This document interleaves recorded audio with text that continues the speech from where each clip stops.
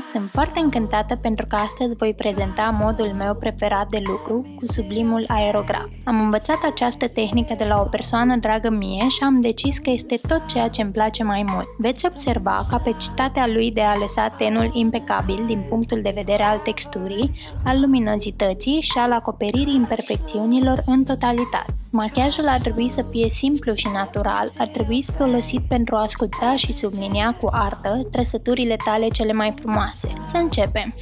Chiar dacă voi aplica fondul de ten cu aerograful, tot am nevoie să pregătesc fața așa cum se cuvine. Îndepărtăm imperfecțiunile cu un demachiant sau o loțiune tonică, iar apoi trebuie folosită o cremă de față special concepută pentru tipul tău de ten. Ea are un ten normal, așa că am folosit Hydra Matte de la Embryolize. Termin de masat atunci când simt că toată fața este puțin lipicioasă. Pentru că ea are ochii verzi și buzele groase, m-am gândit că ar prinde foarte bine genul acela de piele ușor bronzată, astfel că aplic într-o măsură corectă o bază bronzantă de la Laura Mercier, pe care sunt sigură că eu îl voi consuma lună de lună la vară. Pelicula sa irizantă în auriu și felul său de a transforma fața într-o piele înviorată de soare este de neîntrecut în linia bazelor bronzante. Am observat că nu se potrivește întotdeauna cu alte fonduri de ten, însă cu aerograful ce pulverizează produsul peste ea, devin ca două produse surori.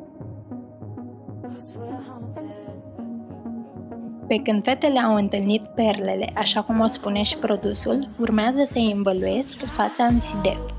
Îmi place mult cum acest produs lasă pomeții iluminați cu o strălucire fină, întrepătrunsă în piele, nu cu aceea sclipire brută pe care mai nou o folosesc fetele într-un mod excesiv.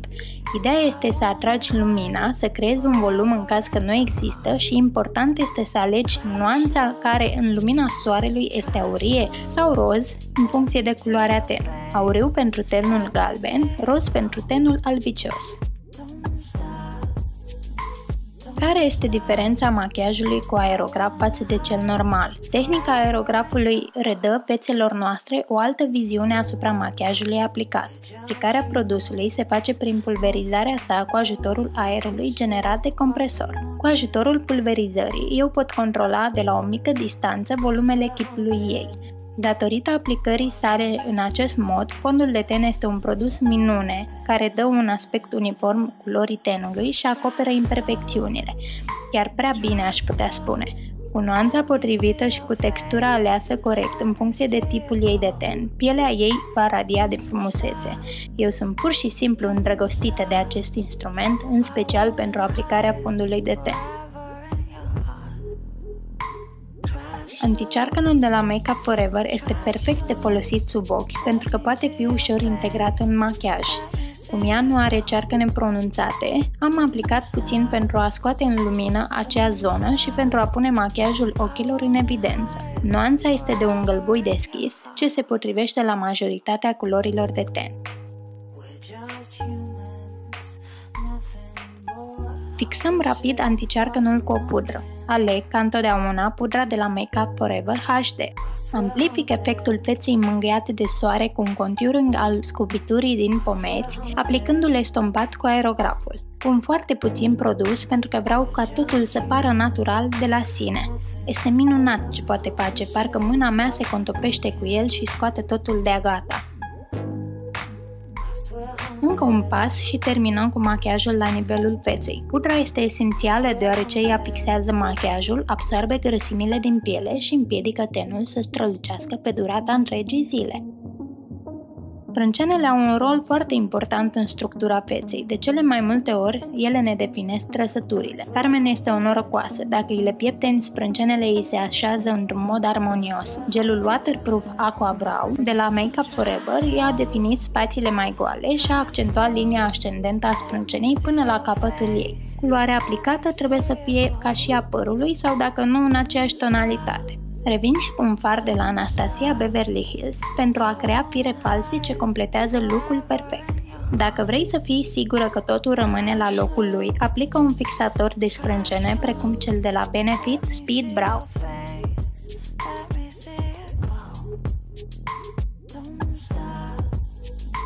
Ca să întregesc aspectul ușor bronzat, machiajul ochilor va fi sidefiu, în tonuri calde arămii. Primerul rezistent de ochi de la Urban Decay este genial. Cremos și durabil fiind, acesta poate fi folosit și singur, iar aspectul lucios va atrage și mai mult privirea ochilor. Umbresc ploapa inferioară cu un paint pot de la MAC. Este fascinant pentru că se poate folosi cu succes atât ca și fard, cât și ca primer pentru alte farduri. Cu acesta trebuie să lucrezi rapid, să nu rămână urme. Cu o pensulă plată și moale, aplic un maro deschis peste produsul celălalt pentru un finish estompat uniform. Paleta de la Bizard este multifuncțională și cred că ar trebui să o aibă fiecare dintre noi. Are 12 nuanțe mate și foarte bine pigmentate. Dacă ești o persoană care nu prea se machează, dar totuși are nevoie de niște farduri, paleta aceasta este ideală. Vreau să înviorez puțin culoarea, astfel că aplic spre interiorul ochiului o nuanță aurie de la MAC. Ca și iluminator folosesc de fapt două farduri mate din paleta Bizard, un bej deschis pe arcadă și un alb la interiorul ochilor.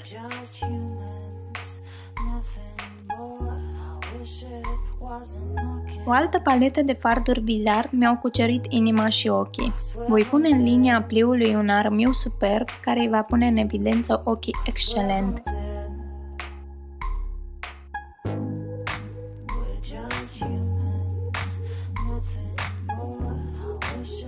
Am vrut ca ploapa să fie mai deschisă la culoare, deoarece aceasta îi va mări ochii și mai mult.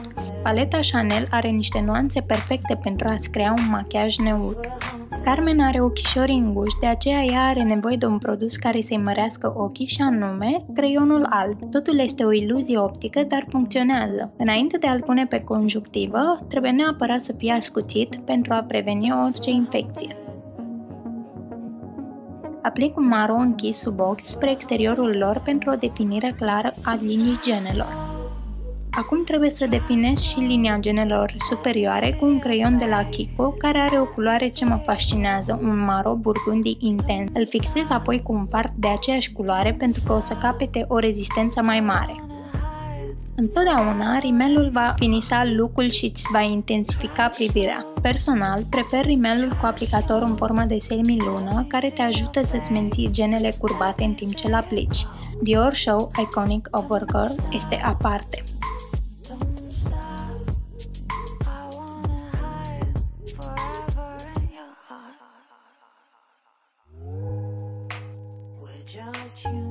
Produsul meu preferat este ca o pudră compactă care fixează, dar în același timp are mii de sclipiri aurii foarte fine.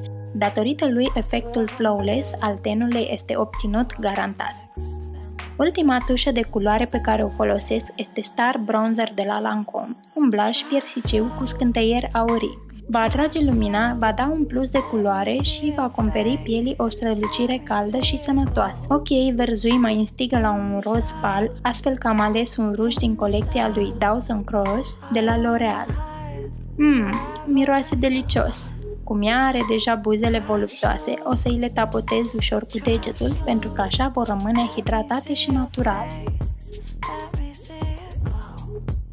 Oh, micuța mea Gigi Hadid, nu-i așa că seamănă? Din contră, Carmen are trăsături chiar mai frumoase, aș putea spune. Știi, frumusețea ta este dată de felul în care te privești tu, de încrederea în propriile puteri și, bineînțeles, de personalitatea ta unică. Fără îndoială, unul dintre motivele pentru care iubesc meseria aceasta este bucuria pe care o simt atunci când văd că munca mea poate schimba în bine felul în care te simți. Sper că v-a plăcut acest tutorial, în special am vrut să observați arta aerografului, iar apoi punerea în evidență a trăsăturilor pe care le ai. Nu uitați să vă abonați, sunt aici pentru voi și aș fi încântată să vă ascult părerile personale.